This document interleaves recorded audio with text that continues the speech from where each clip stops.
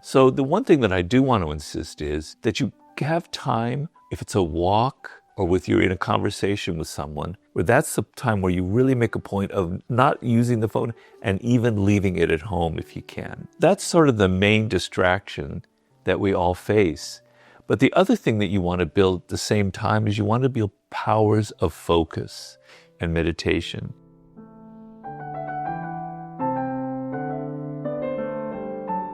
How do you avoid the distractions that this generation has to face, particularly social media?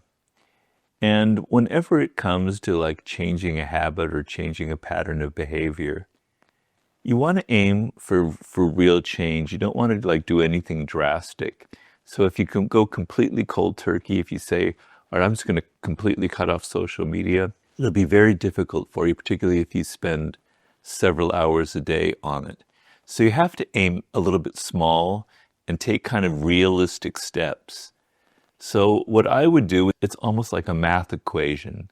I would say if I spend 2 hours a day on it, I'm going to begin the following day and I'm going to cut that down by like a half hour, and I'm going to figure out which platform I'm going to use less. You know, it's okay to waste time. I've said that before, but the kind of the ones that don't make you feel very good, that you really feel like you're wasting your time.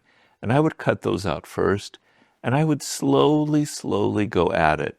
And then, so you've reduced it half an hour, then you slowly get it down to an hour. And then when you get it down to something reasonable and you feel comfortable, and what I mean feeling comfortable, you don't feel that itch, that habit, God, I gotta grab it. You don't feel like you're depriving yourself. You reach a point where it feels kind of good and you feel a little bit liberated. And then I would take a day, I would schedule like a day a week where I would go cold turkey, where I would not have it with me at all. And one thing that I really makes me upset, even pissed off, is I take a bike ride up into these hills nearby. No cars are allowed. I hardly see any people. It's really wonderful. Then I'll come upon somebody who's coming down the same road where there's just total silence. It's so beautiful. And they're like yammering on their phone, or they're like this. And I want to slap them across the face and say, just put that damn thing away for a few seconds. So the one thing that I do want to insist is that you have time, if it's a walk or with you're in a conversation with someone, where that's the time where you really make a point of not using the phone and even leaving it at home if you can, okay? And so that's sort of the main distraction that we all face. But the other thing that you want to build at the same time is you want to build powers of focus and meditation. Obviously, on many occasions here, I've advocated meditating as a really helpful thing to help you overcome distractions and help you focus.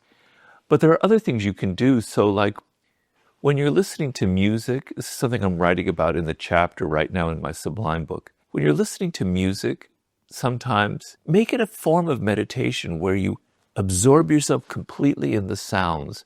For half an hour, you actually listen deeply and you don't let your thoughts constantly distract you.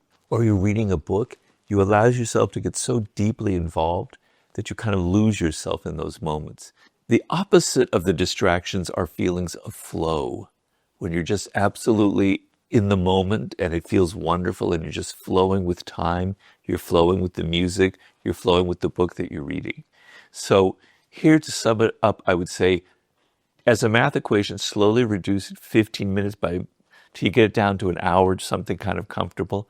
Then try cold turkey. Do not use it when you're on a walk or doing exercise or in a conversation. And maybe one day a week, carve out a day where you don't use it at all. And if you can make it 2 days a week, great. And then find other forms where you can go deep focus meditation, listening to music, reading a book where you're completely absorbed in something. I think those are realistic and practical exercises that could really help you.